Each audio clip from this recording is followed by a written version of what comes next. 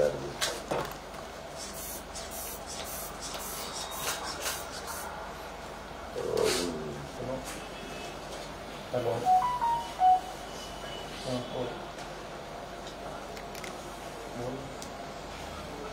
नाही, पाटलांचा खोकला, ताप, विकनेस आणि गिडीनेस हे कंप्लेंट घेऊन आलेत. आपण BP बघितला 90/60 आहे, शुगर त्यांची 90 आहे आणि बाकीच्या ब्लड टेस्ट आपण पाठवल्या आहेत. ब्लड टेस्ट आल्यानंतर आपण बाकीचं बघू.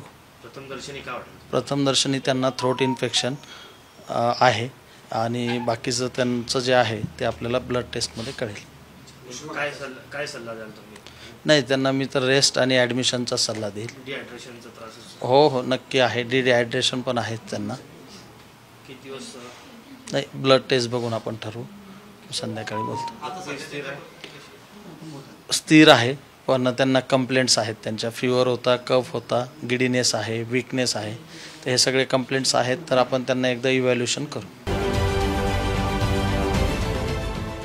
देश विदेशातील प्रत्येक घडामोडींचे लाईव्ह अपडेट मिळवण्यासाठी आता साम टीव्हीच्या सर्व सोशल मीडिया प्लॅटफॉर्मला लाईक, फॉलो आणि सबस्क्राईब करा. तसंच सर्व नोटिफिकेशनसाठी बेल आयकॉन प्रेस करायला विसरू नका.